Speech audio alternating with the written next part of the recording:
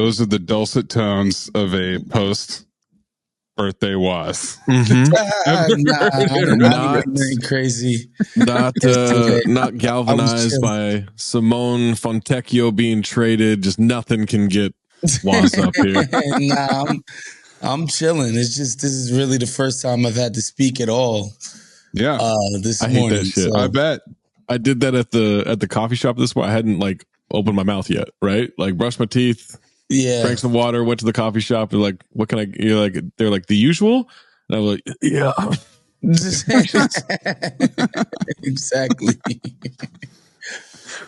Exactly. Sound like I was dying. Welcome to Zosny Wednesdays. Yeah, I'm gonna try to like put some zest into that shit. Zosny Wednesdays. I'm Zach Harper. That's Wosny Lambre. That's Anthony Mays. And we got a fun one for you. We'll start off with Woz. Yours was more recent. Happy birthday. Happy birthday celebration. Thank you so much, man. A spry, young, 37 years old yesterday. I would have guessed 29. You're not going to get the draws that easily, Zach Harper. Relax. Yeah, man. Thank you. Yeah, I realize that we've separated the OG pods by birthdays. You guys are closer together. Yeah. Tom and Trey are back to back, which makes them the no Capricorn boys. But this is the end of January, early February birthday squad. And Woz, you've slowed down. It used to be a whole week. It used to be Woz week. I realized basically 2 years ago, I made the mistake of, I think I threw like 3 parties, Friday, Saturday, and Sunday. Damn. And the rest of the week I was going out, but it wasn't like parties that I was like hosting. It was dinners. I got tired from him saying 3 parties. Exactly. You didn't even have to throw in consecutive days. Just 3 parties in a month is a lot. So what happened was I had a bunch of people visiting me from home. So I was just like, oh, people are visiting. I want to like build in activities for everybody to do during the birthday weekend. And I realized that I overstretched myself and I was like, I'm doing one thing a year ever again. From now till Kingdom Come, there will be one thing happening on account of my birthday. So yeah, we're just doing one thing now. I went out on the night before my birthday because my birthday was on a Sunday this year. And so Saturday night, and the plan was like, all right, we'll go out Saturday night with like a group or whatever, and then we'll just get dinner on my actual birthday. Was so hungover, was just like, you know what? We can skip dinner tonight. Like, I'll order some Thai food. I'm done. Like, I had a big dinner last night. My woman took me to dinner, had 1 bottle of vino, and that was it. Back to the crib. And realistically, it's because I just got like a lot of fucking work shit to do. It's just like trade deadlines. When your birthday's on Tuesday, it's just like, there's only but so much you can do, right? So Saturday, we'll do all of the raging. We'll do raging for 4 birthdays on Saturday. And that'll be the end of that. Yeah. Where'd we go to dinner? Fire Steak in Santa Monica. Oh, yeah. I haven't been, but I heard that's good. Yeah, really, really good. Sat at a table where I was sitting directly underneath a picture of Pamela Anderson, who obviously I love. There you go. Yeah. A hero of mine, a hero of my childhood. Yeah. A hero of my puberty, if you will. Well, as a conversation we've had on Cinephobe is I snuck into Barbed Wire. Oh, wow. Opening weekend. Wow. And I was as sweaty as you can be inside a theater. Just. And then he saw it again. And then I saw it again. Yeah, then I saw it again. Like, I think like the next day or day after, I can't remember what it was. Yeah. She's a legend, man. Just in the 90s, like definitely the definition of sexuality, sensuality, all of that stuff. Like, it was her. I don't think we're capable of making that type of, public person anymore. I guess, some people say Kim Kardashian, but no, sorry. Well, I think it's because there's a level of sexual repression from that era that she was going up against, right? Yeah. Like, Yeah. We Kim weren't ready Kardashian's for like, that. oh, she put out a sex tape, so she's a sex symbol. I It's was- like, nah, sorry. I was talking about Cam this. and Tommy made their own sex tape, and we stole it. You know, Yeah. she wasn't trying to market herself. It wasn't sold by the mom. Like it wasn't that, you know. Allegedly, it wasn't sold by Vivid. Right? Yeah, exactly. Yeah, no, the decor in there was interesting. It was like where I was sitting, it was like the corner booth, and it was Marty, a picture of Marty, a picture of Pam, a stained glass window with St. Peter or somebody. Hitting all the quadrants. A picture of Terry Hatcher across Terry Hatcher? What? Young Terry Hatcher. She was a bombshell, y'all. I saw across her the room, NWA. It was just crazy. I saw Terry Hatcher at Disneyland. Wow. Last year? Maybe 2 years ago? At the Star Wars World. Let me tell you. Oh, she still got it. Still throwing her fastball. That housewife is still desperate. Let me tell you. That is, I mean, she's doing whatever she's doing. Yeah, I'm a fan. Yeah. You guys watch Curb? You guys watch that first Curb? We're back. I did not watch the first Curb. I didn't realize that dropped on Sunday. Yeah, Larry's back. That's why he was choking Elmo last week. Did you miss that whole situation? He's fighting Elmo on Good Morning America. I just watched what you gonna call it? God Country? What's it called? Night Country? Yeah, I just watched True Night Detective? Country. What's Night Country? Oh, it's True Detective. Mm-hmm. I don't know. I'm binging it once we get to like right before the last episode. Then I'm gonna binge it. We're almost there. Yeah. So are we? Oh shit! Episode 4. Oh, you got another week. You got after the trade deadline. You can binge it up. I've loved the first season. Mm-hmm. I realized that the people on the internet loved it for other reasons. Big Reddit show. Easter egg, Dario. blah. Well, that too. Yeah. Some people got killed. Some shadiness behind it. Some deeply troubled characters with troubled pasts, and we love that. Untangled emotional disturbances and issues. I'm good with that, y'all. Character studies, a murder mystery plot, detective work. I'm a simple guy. You know what? I don't need I'm never going to be interested in the Easter eggs. Like, they showed this book because in page 37, it actually, I'll never care about that. I'll never care about music choice. None of that. Like, just give me the story. Give me the shit. Don't spend that much time on Reddit, y'all. I just can't do it. And Night Country is delivering all the stuff that I mentioned. Yeah. But, again, the people that like the chick's sister who's like seeing people and stuff. And, I just can't with the this is a spooky and mystical and magical and there's something in the water here. And guys, some people died. You went a little bit preacher there. There's something in the water here. I mean, to believe in this kind of shit, you kind of gotta be into that, Zach. Yeah. Like, in order to believe, to be like entranced by some of the stuff, you do have to believe that a guy, a Palestinian dude once walked on water, turned water into wine, was born of a virgin. You mean a white guy, right? Salute. Yeah. Salute to Tony Mays' twin brother, White Jesus. Mays, I know we're going to talk about it on the mailbag, but just initial base impressions of the first episode of Curb. I mean, I didn't quite do the Jade Hoy of like, it's terrible, and then I'm all the way back in by the end of the episode, but it was a perfectly fine return. I love that we're in Maria Sophia is the biggest star on the planet season, which is fantastic. I liked Charlton Copley as the South African gentleman and his cameo. I thought they did some good stuff with that. Yeah. But it felt like a standard Curb, nothing special until we get to that one scene. That one scene is where he goes, great, man. Is he going to apologize? Is that why he's there? Or he's going to find out why he's not getting paid? Yeah, no, he's going there to get paid. He finds out he's not getting paid. He's like, no, I'm going to go get my check. And he goes and he sits in there and Charlton Copley's like, you didn't really do a great job at the party. Like you're supposed to come and be this host and be this like you're supposed to be cordial. Yeah. Cordial guy.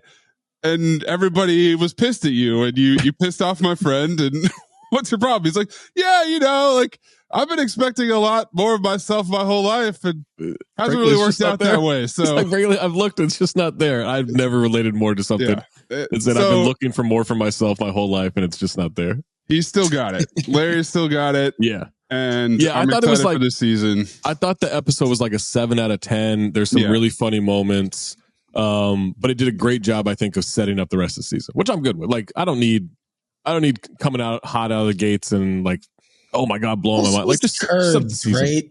Yeah. It's not freaking House of the Dragons. Exactly. It's good. We go to this for the individual moments. Yeah. And just the glasses thing. Oh my God, the glasses thing was so fucking just funny. a running bit. They put him in some like wide tipped old lady glasses for most of the episode. So I recently had to explain to my lady, because she was like, oh, you didn't look at me when we cheers. And I did I see you. I acknowledge you. And she was like, I don't get it. And like a dork, I had to pull up the freaking curved scene. That'll happen all the time where someone's like, oh, we didn't make eye contact with the cheers. Or like, oh, you didn't like then tap the table with the glass. I'm like, can I just fucking drink? I didn't mean the cheers anyway. I just want to drink. I'm here to drink. Those are the curved moments that I live for. You know, he recently did a red carpet and he was just typical Larry, just like the guy asking him questions. He just couldn't be bothered. Like, obviously, like real life Larry David just doesn't suffer fools. Yeah. And he's like, I don't know. What are you asking? Yeah, it's just stupid. Do you like the show? Watch the show? I don't know, whatever. And he was asked, what's your favorite episode? And Larry thought about it. He said, Palestinian chicken. Oh. Which, like, considering all the things that are happening today, a very reasonable answer because it's one of the greatest episodes ever, but also considering I mean, my God. Like, he's probably more reinforced on that take given what's happening right now. He probably feels even stronger about that episode considering what's happening out in the world. Absolutely. He's getting plowed. He's like an infidel.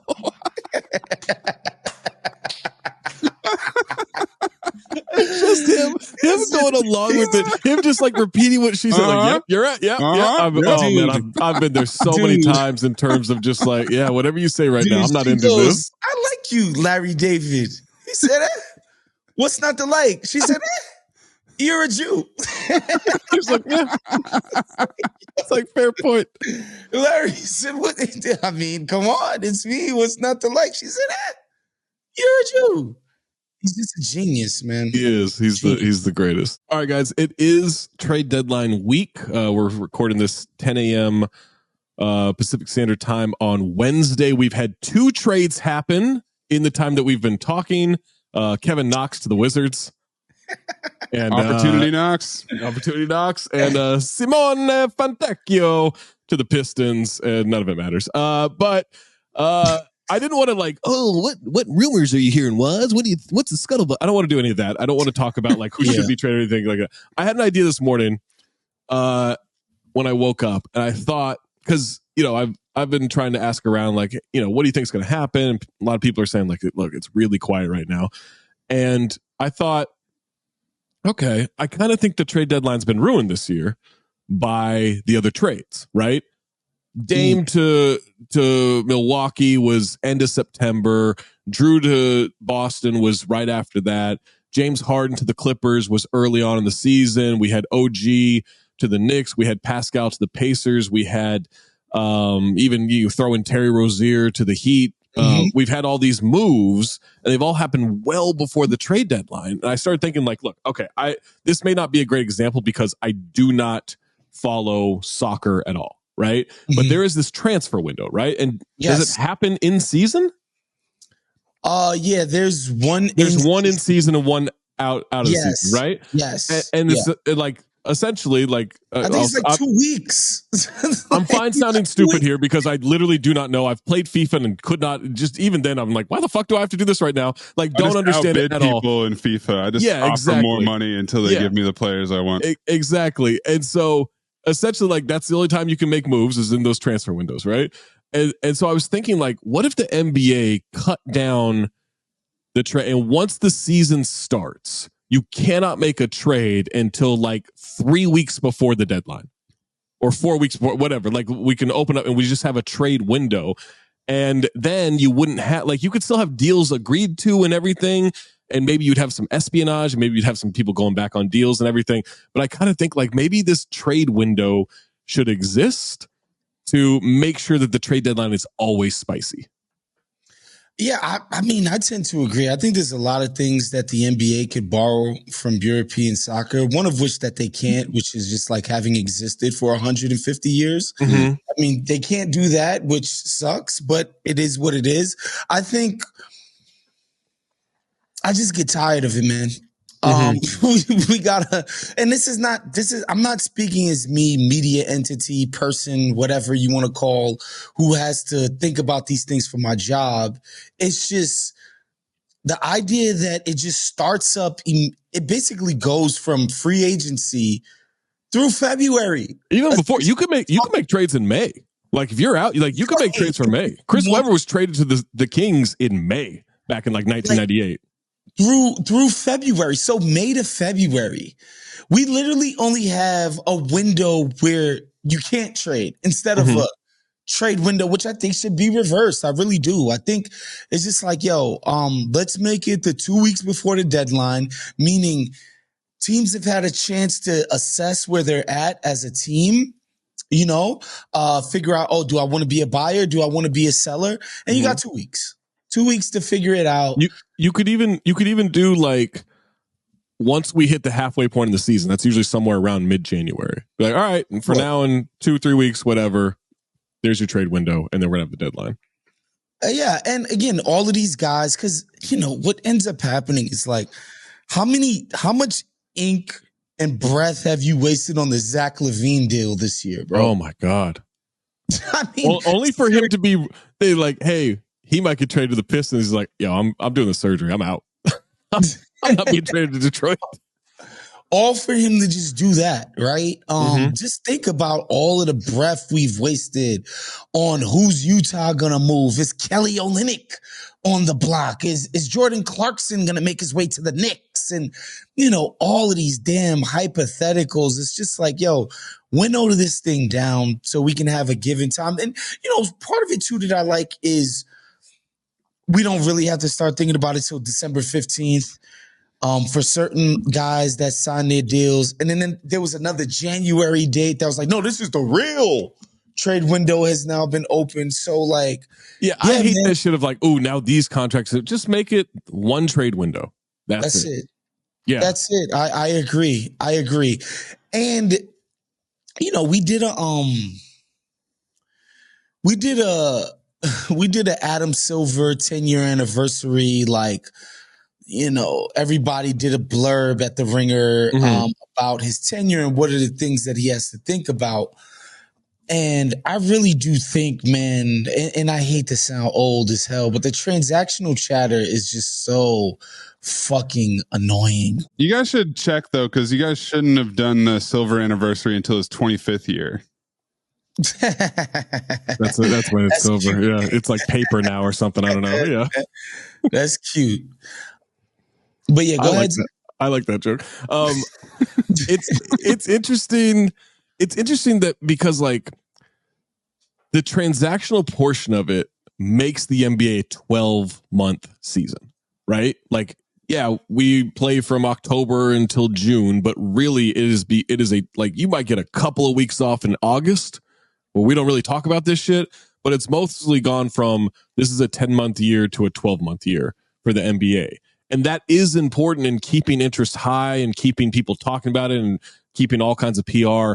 But man, I miss when we could just talk fucking basketball, right? Like, just talk, like, because that's like, it's something where, like, I understand the valuing of draft picks and all this shit, but I'm so against that now. I'm so in the mode of, like, if you have a chance to go for a championship, fuck your future with draft pick. You can go get draft picks. Like, we saw that with the Nets, right? As bad as the Nets looked after that KG trade, as bad as they look, and oh my God, Boston fleeced or whatever, They went out there, they bought a couple of picks, they got a Jared Allen, they got a guy here and there. All of a sudden, the culture was good, and KD and Kyrie wanted to sign there, and then the culture was bad for some reason. We can't figure out why. But then, those guys leave, and now they've like got kind of a cool thing going. They're not good, but there's hope that they'll be able to build something up and attract guys. Like, you can do that. And sure, Brooklyn's a different market than what other teams can do, but I'm just so against this whole thing of like, you can't give up this first round pick because in 2029, you'll no longer, like, who gives a shit? Like, just go for championships, go for winning, go for valuing like what is now. Yeah, I'm all for dominating the headlines when you have no other product to sell. Right. I get it. Dominate the headlines when you have no games to be played. I'm for that. But when we're literally spending hours on pick protections and, man, is the Knicks 2028 pick a better asset than the Sixers 2029? I don't know. Joel's knee is blah, blah, blah. It's like, Jesus, titty fucking Christ with this shit. Waz is really going anti-Reddit today, Yeah, anti-Reddit. And also, I'll take it a step further. Redditors are all about. This is where I think ESPN's the problem with this, right? Or is a main problem with this, because ESPN does such a horrible job of covering the league as the main rights holder. Oh, yeah. Such a horrible, and granted, like there are there's certain things they have to do, right? They, like, there's got to be back scratching on both sides for them, for the league. Like, they can't completely cover it without bias and hammer it maybe the way other places would in certain situations, but it can't be this. Like, the TV programming is awful. The pregame and halftime shows are awful. They don't have postgame. Like, the best postgame thing they do is when, like, Tim Legler joins Scott Van Pelt, right? Yep. Like, they have a couple of good voices, but for the most part, they are trying to get noticed instead of just covering the game.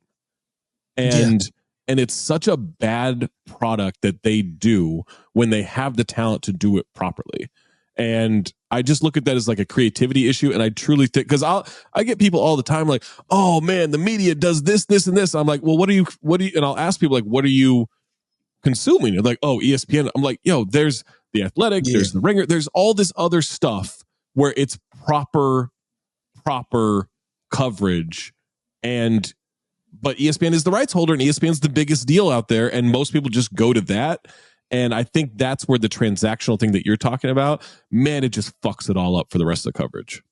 It's terrible. And listen, the transactional stuff, when I talk to people who are like civilians, they're just like, man, I'm addicted to my Twitter right now. I just keep refreshing my Twitter because Haynes or Shams or Woj or somebody's going to break something, or, some KTLA guy's going to tell me about the LeBron deal. Or like, I'm just feeding. Arya Abraham saw Dwight Howard walking around a hotel in downtown Los Angeles. And it's driving people to Twitter. It's driving people to Twitter. The NBA's trying to negotiate a rights deal, and their main league partner is driving people to Twitter. Okay? It's ridiculous. And again, a place that has such a small bubble of audience. Yeah, such and I would small say bubble. Very hive-minded audience, a lack of diversity of thought, pretty strident, annoying, abrasive, whatever. I don't need to get into it, but like, I would say like the wrong audience to be trying to court in the first place. But I digress. But yeah, I really do think they need to shorten this thing so that the relevancy of this stays where it's relevant. It's like, all right, the Bulls need backup point guard play. So they're going out and they're targeting these guys. And we could do that for 3 weeks. And then when it's over, we can talk about the teams as they are. To be like at halftime of an ESPN show, to be talking about, such and such just has a year left on their contract and might push their way out and blah, blah, blah. It's like, I don't give a shit. It's like, maybe, but like, what about, like, why is this team down 10 at the half? Yeah. Right? Like, the money you spent to do all, like, why is this team down 10 at the half? Like, I was thinking about this too, because as I was thinking about this trade window idea, I was like, oh, well, Harden wouldn't have gotten dealt when he got dealt. And actually, then it even emboldened my idea even more, at least to me, where I'm like, okay, so if you have until the start of the season to make trades, then the Clippers and the Sixers would have had to been like, all right, we got to get something done. Otherwise, we have to wait till mid-January. We do an off-season joint. Yeah. And then in season, you have a little joint too, and that's it. You get to tip off of opening night, and if Harden isn't traded to the Clippers by then it's got to be like, okay, mid-January, we can resume this. And for the Clippers side, you could be like, oh, well, now the Sixers have the leverage. It's like, no, because the Clippers would be like, okay, good luck fucking up half your season with this around your team. There's something there, and it'll never happen because, like you said, the league has become so transactional. And it is something that Adam Silver should try to get away from, but I don't think they know how. By the way, part of me thinks that the reason why a lot of these trades, like for instance, why, and whatever, people say you have no way of proving this. The reason why Masai didn't trade Van Vliet and Kyle Lowry before, I think a lot of these GMs do want to win the transactional coverage. 100%. Period.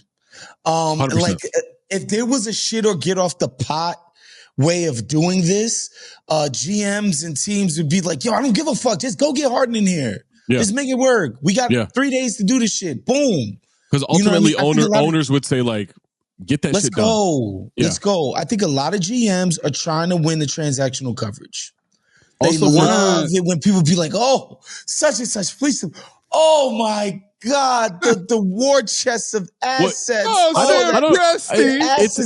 on. It's a little weird that Woz would say this, considering his good friend Demo benefits from this the most. He's not my boy anymore. He don't follow me. He's not your boy anymore? Oh no. No, this is years ago. He didn't follow me on Twitter. Say one good thing about the 76ers. He'll follow you again until you say one bad thing about the 76ers. Trust me, he follows me and unfollows me a lot. I'm a fan of Tyrese Maxey. I'll say that. Tag him. I wanna bring up the OG Anunoby trade because I think that's an interesting.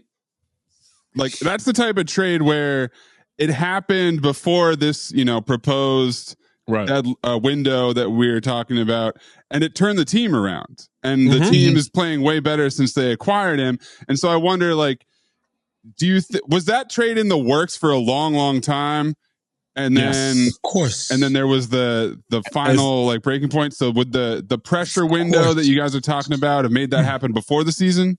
I think so, because this you had people talk about OG on the Knicks as soon as he went to CAA.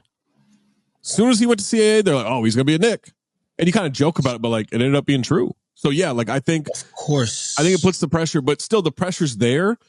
But you're also still dealing with Masai Ujiri, who is a competitive psychopath, with this stuff, like Waz said, he wants the coverage of winning the trade and everything. And so from what I've heard, give me what I want. To step in on Masai's ass and be like, yo, this dilly-dallying for the perfect deal, nigga, get it done. That's exactly what they said. Those exact words too. Yeah. Yes. That's what I would have said. But no, I think it would have put pressure on both sides, right? Like, it's like, hey, you got to get this done before the window closes. Otherwise, we have to hope he's not injured by mid-January, whenever this window opens, right? I think it does add pressure, but again, you can use leverage to your, and say to your capabilities and say like, all right, you want to wait half a season to see if it's still there? We can work on other stuff too. By the way, the reason that I think it took as long as it did, and this is just an educated guess from my standpoint, guys, it's just me reading the tea leaves. I think that the Knicks were negotiating OG's next deal. Okay, in the summer. It's essentially because, of course, when you watch ESPN, there's this nonsense about, the Knicks, they still have to show OG that they're the place for him this summer, and they have to sell him on being a Knick, and they have to come to contract terms. Do you think they read that word for word from his agent, or they kind of paraphrased and used their own wording? Come on, you don't trade Barrett. You don't give up quickly, who, again, he's duplicative of what Brunson does, but he's still a piece. One of the best. And if they had to, they would have paid his ass in the summer. You don't give up those pieces for OG, not knowing that you have a deal in place this summer that he's not going to just walk away. Okay? So I would guess that the time spent was just like, yo, OG, they're going to give you Jerry and Grant money this summer. Jeremy. We're gonna go ahead with the deal. I hope he's not getting Jerry in Grant money. Jeremy Grant, his brother. I think his brother's he's probably making money in Europe, or China. He's probably in Greece somewhere. Jerry Grant is somebody I'll never forget because he was a first round Knicks pick and he kept being called a fucking asset. I want to say for like 2 years. One of the assets is Jerry Grant. And I'm like, have you guys watched the Knicks play? How could you think this kid is an asset? Putting the ass in asset. Like, why do we call these kids assets? Just because they were first round? Why? You know why? Yeah, you know why? Because it's transaction season, baby. Yeah, 24/7, 365. Could have answered my own question, yes, with my own hypothesis. But yeah, man, I'm all for shortening this thing. And again, if the Knicks would have got OG before training camp, they would have been just as sick. What did they really need to see from RJ Barrett at this point? Give me a break. They would have been just as sick this year. I'm in it for Zach's idea, just for the sheer volume of, like you guys were talking about, owner pressure on GMs causing mistakes. Because I love mistakes. That was the KG trade, right? Prokhorov was like, get that shit done. We're opening in Brooklyn. Like, we need a squad. We need names. Give all the picks up. Absolutely. Who cares? I don't give a fuck. Why did Harden get traded to anyway? Why did Harden get traded to the Clippers when he did? Steve Ballmer, Josh Harris. They were like, all right, fuck this. We got to get this done. All this posturing to Lawrence Frank and Waz's ex-boy Demo, like none of this is like, we're going to get this done. Also, by the way, speaking of Demo, you know why James Harden was angling to get a trade to the Clippers? Because they have a deal in place this summer. Oh. Because he's going to get paid this summer? No, you know why he called Daryl Morey a fucking liar? Because they had a deal in place before he went to the Sixers, which the Sixers reneged on. That's how the NBA works. That's why James Harden went nuclear on these cats. Careful. Like, imagine if something happened to OG during the playoffs and the Knicks didn't pay him this summer. It's not going to happen. These deals are already in place. Nobody turns down an extension from Brooklyn, max extension, so that he could leverage them in the team he likes without the team he likes, the Sixers, already being like, nah, you could turn that down. Like, we got you. You're going to get that bread from us. Don't even worry about it. Like, we got you. Real quick, I don't know why this popped in my head. Do you remember when the internet freaked out because Greg Monroe picked the Bucks over the Knicks in free agency? I don't know why that just popped in my head, but what a funny ass thing. Gmo, yeah. Gmo. Nobody's ever called that dude Gmo. Breaking ground on the Zazzy pod. All right. I thought I was going to hate this, and now the more I think about it, I don't want it for regular games, but this all-star Friday night and Saturday night LED video court, I'm kind of here for the more I think about it. Like, it should be, it's a very 2K ass thing. It is, adjacent to the horrible in-season tournament courts. Like, I can see all that, but for some reason, in a Rising Stars game, I'm not watching the celebrity game because I don't work for ESPN, but in the 3-point shootout, in the skills challenge, in the dunk contest, fuck yeah, give me that LED court. And maybe, I would say even maybe, like, let's use it for the All-Star game. Let's just see what happened. Like, throw replays on the court. Like, do all that shit. I want to see all that. Yeah, I'm not against the innovation. I'm not gonna lie until you guys put it in the show notes. Like, all of those PR emails that the NBA had sent me, I deleted it. I didn't read the NBA's PR email. But if it's not a transaction, Waz isn't reading it. Right. Fontecchio and who won this shit. And the crazy shit is, shouts to my man KP, who is excellent at game analysis, but also because he used to work in a front office, excellent at transactional analysis. My man's going to have to do a write-up of that Fontecchio transaction. He's going to have to give that shit a grade. I declined, by the way. That's one thing where I'm lucky for doing grades for The Athletic is my editor hit me and he said, this one doesn't really move me in terms of like needing an article. I said, yeah, I'm not writing on this. And then, all right, boy. Fontecchio, come on now. No, this will be fun, and I love these elements. I love, the Steph with Sabrina situation. I love like the tweaks to make this fun. I'm happy the NFL has just went to flag football for the Pro Bowl. Like, yeah, man, make it fun, man. We got our real games to be real. Make this other stuff more fun.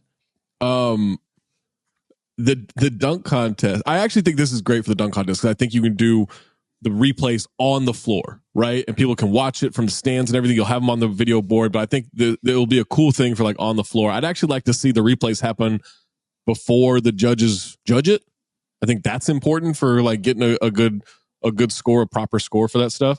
But the dunk contest, we've got Jaylen Brown, Mac McClung, White Lightning, as I'm calling him. We've got Jaime Jaquez Jr., who surprisingly has like a pretty good dunk contest tape from high school, which was like 13 years ago for him. Yeah, right. And then could we get Obi Toppin again? No, but we can get his brother Jacob. Jerry and Grant. I have no idea if Jerry and Grant Toppin can fucking fly like his brother. But did we just profile him based on his last name? Has anyone seen him play basketball? Oh my God, dude. I have no idea if he can jump. I don't know if he has two legs. I've never seen him before. He's on the Knicks, though. Legally, yes. I think he's on their G League squad. I think it's like a two-way, right? Yeah. Which is awkward because they jettisoned your brother. Tibbs thought he wasn't good enough. Couldn't hack it. I'm out on the dunk contest, y'all. I'm always in. It's my favorite event. I'm always in. I'll always make excuses for it. And although people who were there, I can say this now. I left after the 3-point contest in Salt Lake. I didn't. Oh, well, you had to get to the nightlife. You had to get to the Salt Lake City nightlife, yeah, man. Because it closes at 11 To be p.m. honest, the way Utah handled media at Salt Lake, and I know nobody cares about media grievances, it was despicable. Yeah. It was awful. Just an awful media experience to try to watch the game. Like where you're sitting at, there's like beams in front of you and you can't even barely see the court. It was fucking awful. The food was trash. They didn't have no spread for us. So I went back to my room to order some Thai food. Yeah. I got some DoorDash. The Thai was bomb, by the way.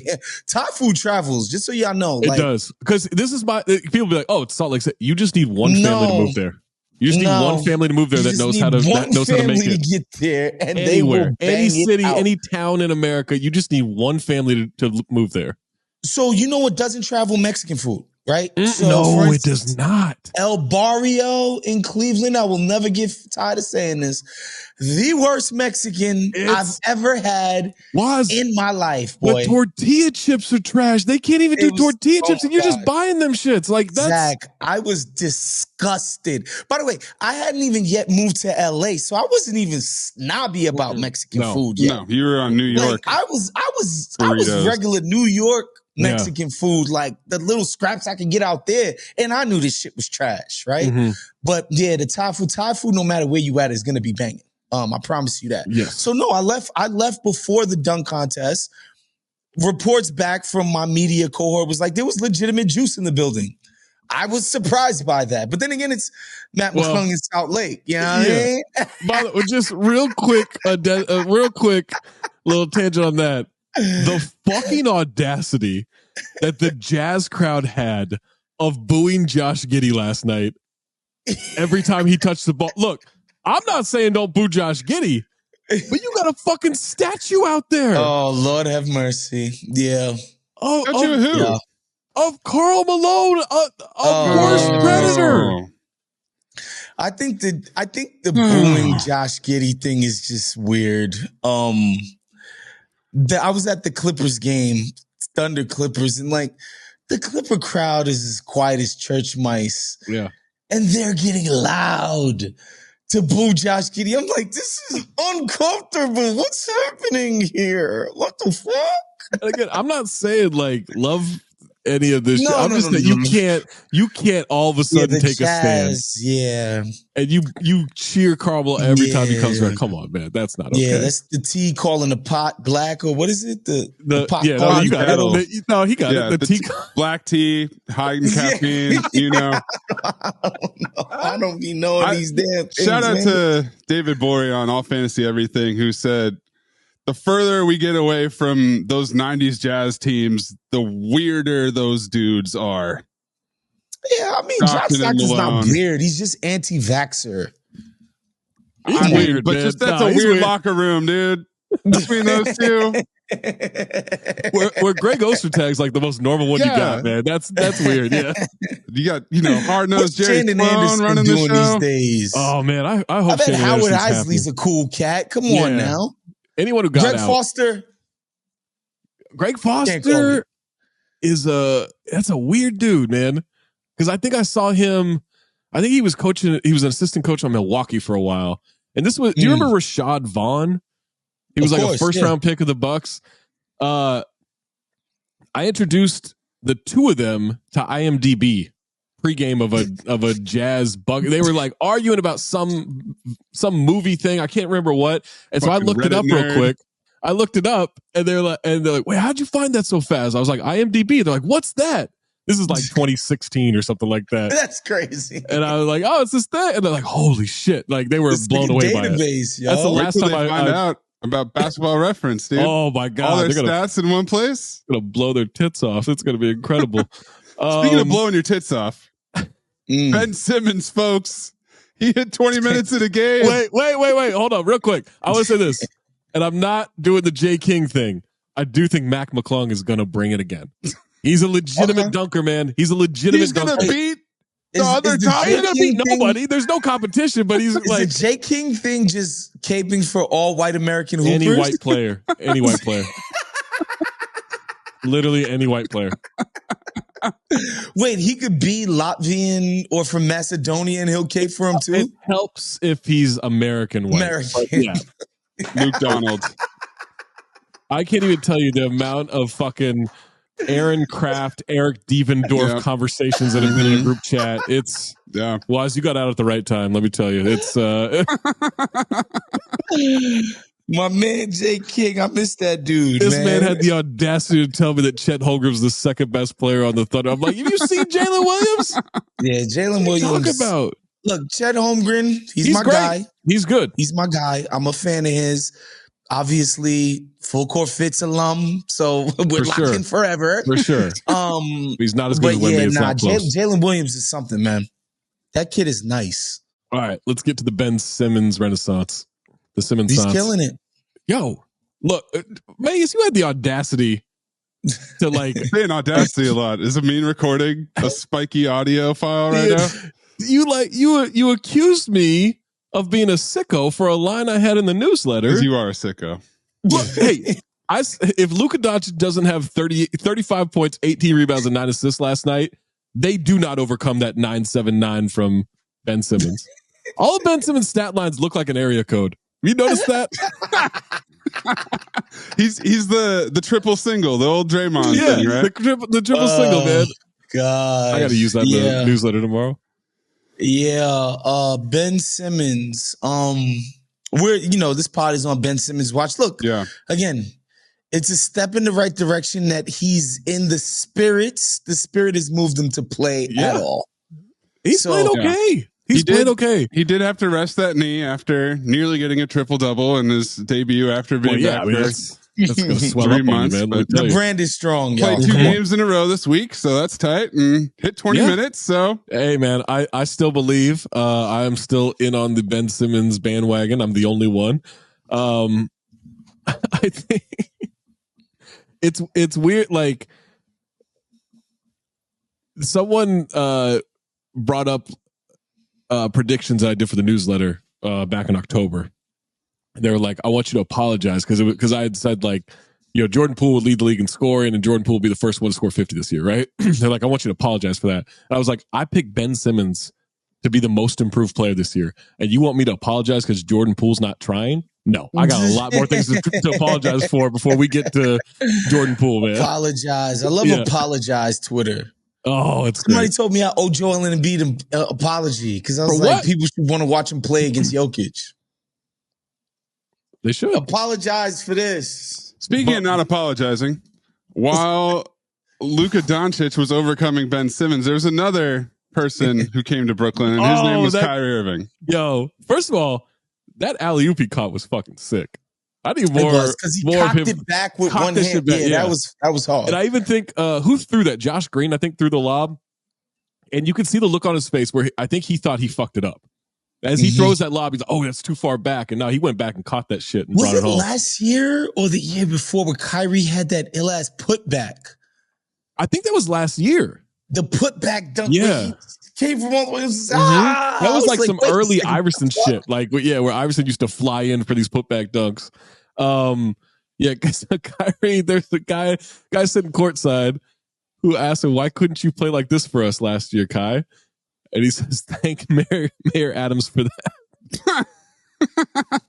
Man, he's the patron saint of basketball Illuminati. We used to just ride his coattails for content forever. Before you get to his quote, man, here's what I'll say about Kyrie and the Vax shit with the Nets. The policy was incoherent. The policy was pretty stupid. He should have been allowed to play, right? That's true. However, nobody should have to apologize for shit until Kyrie admits that billions of people did not grow third heads from taking the vax. Sorry, nigga, you lost. Fuck out of here. And I want Adam Silver to say those exact words. Kyrie's quote post game: "I just think it was time to get my own peace of mind and go somewhere where I was able to thrive and be in a situation where I didn't have to worry about kind of behind the back talk or the media talk or not knowing how to handle real life circumstances. That has nothing to do with the game of basketball. It has everything to do with how you handle someone as a person." So, look, I didn't do the research to confirm this, but you didn't do your own research? Yeah, no, I did. Much like Kai or John Stockton, I didn't do my own research on this one, but I feel like he's had a quote similar to this, no matter where he's gone, whether it's been Boston or Brooklyn or now Dallas, where he's like, I just needed to get some, I just needed to like find my piece or and this is it. What's the common denominator with all those situations? It's clearly, just the game of basketball, high pressure, is that, or maybe Kyrie's the common denominator. Yeah. I have a question for you guys. Maybe in his real life, Kyrie's an effective communicator. Has anyone ever left a media exchange with Kyrie with clarity? Ever? In the history of Kyrie? When the NBA forced him to finally say, "I do not have anti-Semitic views." The Amazon Black Israelites situation. But that took a month. That took a month. Yeah. Just being leaned on. Just to get, what's funny too? There's on Ventura Boulevard here in the Valley, outside of Wells Fargo, every weekend I see this group of Black Israelites like out there like preaching and everything. And I always, I don't know if this is right, but I always think of Kyrie Irving when I drive by it. Always. If you wanna have everlasting content for yourself, Zach, call up one of your Black lady friends, and just walk by them holding her hand, record that reaction, and I guarantee they're gonna applaud me, right? Those results are gonna lead to some incredible content. Yeah, man, it's like the sort of seriousness, if you will, of all the dumb shit that was surrounding Kyrie at that time. It took a while for it to dawn on me because I've been knowing about Black Israelites since I was like 8 or 9 years old. Yeah. And it's always been this fringe out there thing. Nobody in my life who I've ever known has ever taken it seriously. Ever. I'm talking about nobody takes those guys seriously where I come from. And so, like Kyrie being this like wanderer and searcher or whatever, the idea that he would fall into is like, I have a cousin who went through a Black Israelite phase. Like, it's just something that happens in our community. So I just kind of ignored it. Just like, doesn't everybody know these guys are kooks? And like, eventually, like, Kyrie's going to realize this is absurd and move on to some next, belief thing. But you mix the absurdity of Black Israelite shit with the arrogance and the entitlement of somebody who's basically been getting their ass kissed since they were like 14 years old by adults. Yeah. And just but also don't you like a bad mix. There's part of me that does not fault Kyrie for that because he's been getting his ass kissed. Yeah. For that long. And he's made hundreds of what it's been justified. Yeah. What consequence could possibly, I mean, I guess like you say, like, all right, you can't play anymore until you stop doing this. And then eventually they had to bulldog this guy. But yeah. At the time, I'm just like, why are we taking this seriously? It's Kyrie Irving and the Black Israelites. And this, this concept that, well, Kyrie has a platform. I'm like, bruh, please, for the love of God, stop talking about these dudes and their platforms. And I'm going to say this for the millionth time. LeBron James won the championship in Cleveland, in the state of Ohio in 2016. He could not deliver Ohio for Hillary Clinton. I'm sorry. I'm sorry. On that note, we will wrap up this regular episode, but we're not done talking.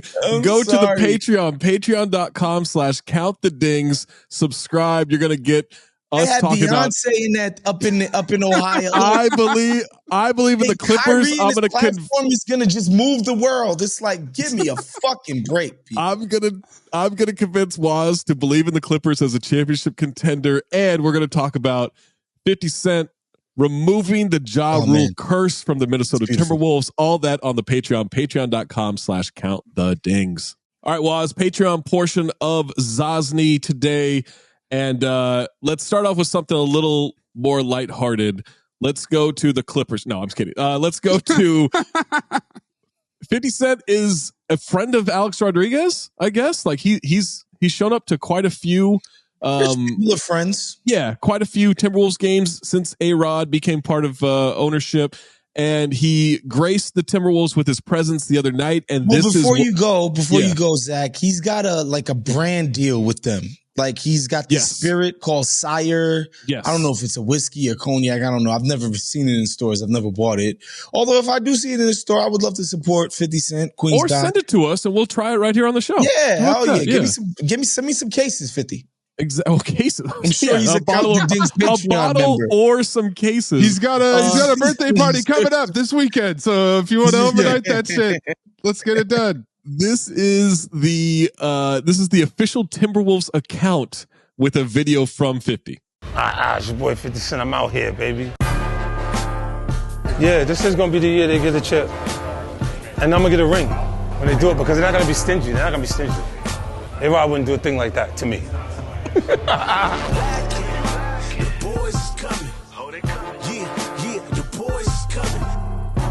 I came to break the curse. Check the stats, baby. Check the stats. Timberwolves. You freestyle? Freestyle? He want me to rap. Look. What up, baby? How you doing, man? Great to see you. Yeah, that's a legend. Come on, man. The blink, 50 Cent. Handle. Pick his hand up, too. Hold his wrist up. I mean, that's a lot of ice. Edwards. The blow by. Get out the way. Yo, this looks so much better than it looked when I first came here. Now it's sleek. It got that Timberwolves blue. How you doing? Good, thank you. Pleasure to meet you. Now, I did take the drinks off of the team because the team wasn't doing good when Ja Rule was around. Then I come around and everything turns around. You see what I'm saying to you? Okay. Well, I don't know if Ja Rule was around. I know he did a halftime show. Like, I don't...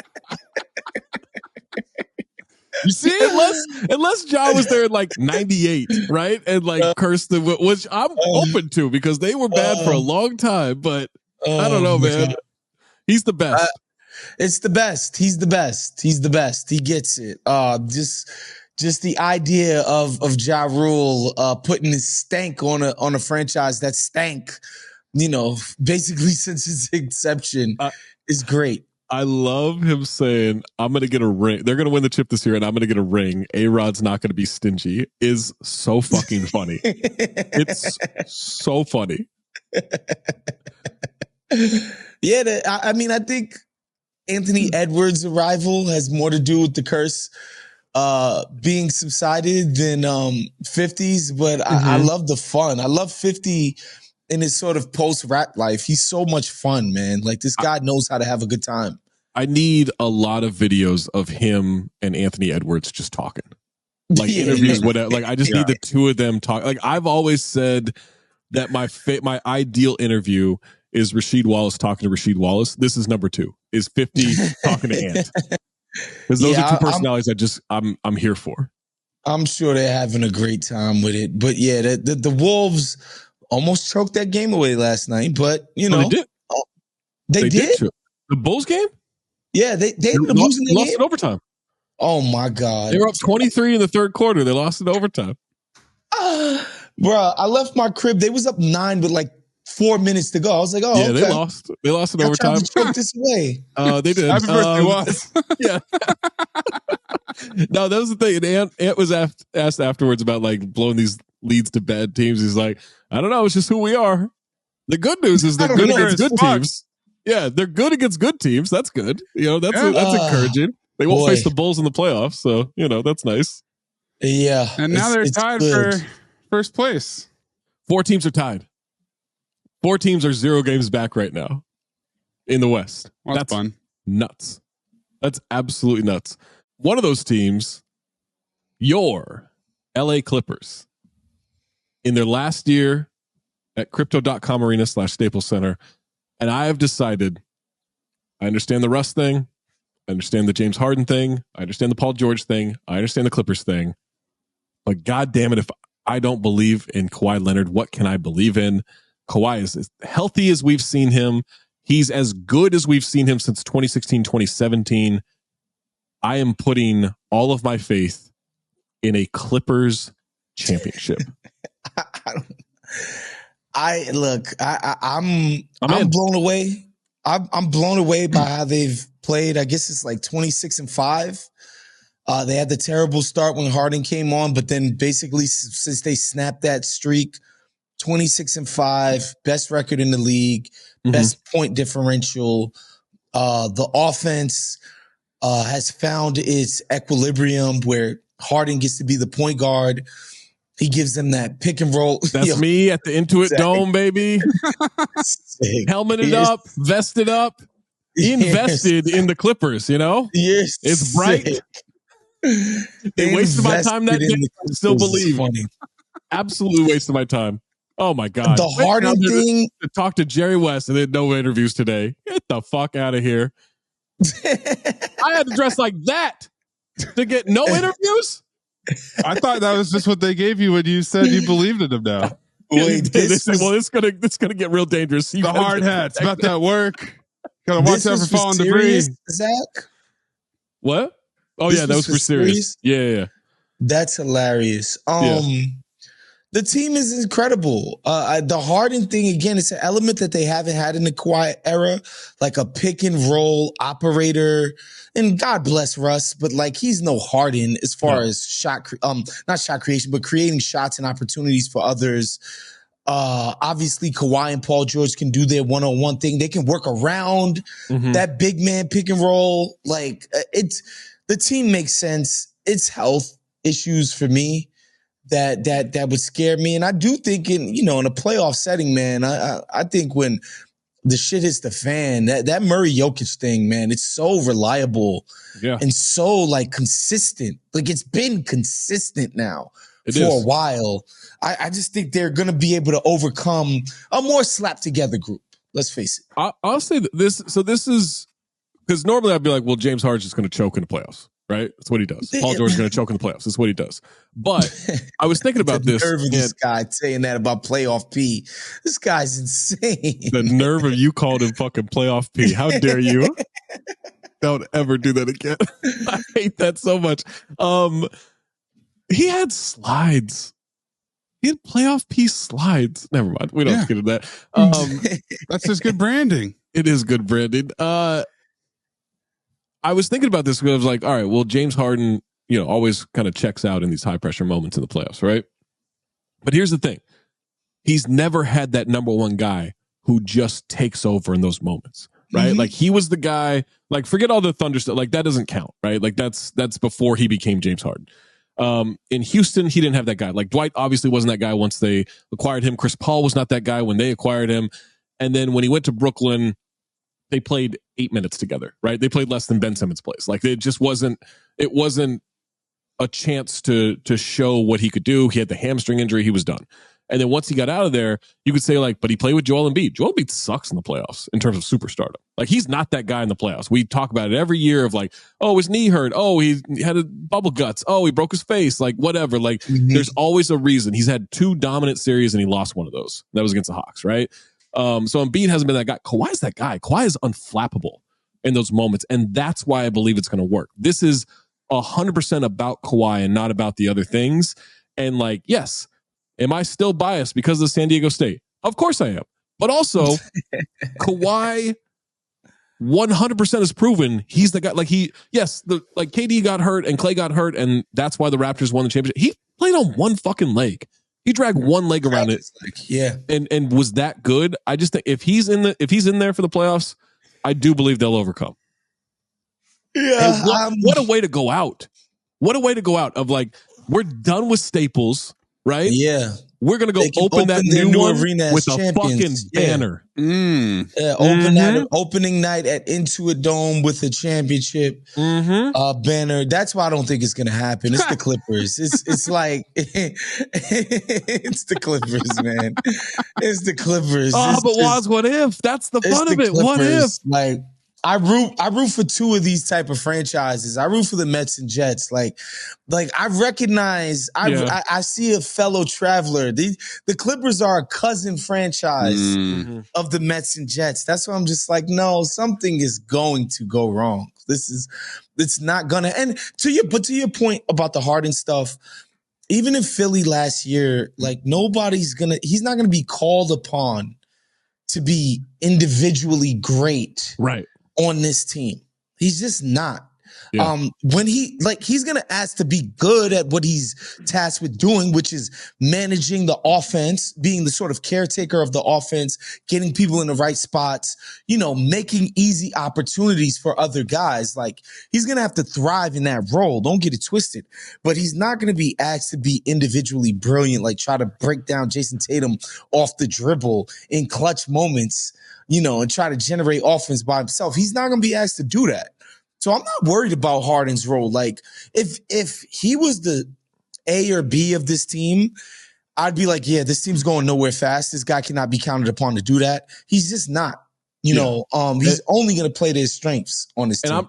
I'm not saying they're going to be able to slow him down at all, but they have 3 legitimate like big men to just lean on Jokic, right? Like with Zubats, with Plumlee, and with Daniel Tice, like none of them are going to solve him. None of them are going to stop him. But it's 3 big bodies. I mean, Tice is a little undersized, but it's 3 big bodies to just like, all right, we've got people to remain relatively fresh. Yeah. Yeah, I'm all in on the Clippers, man. What about a second round series between the Clippers and the Wolves?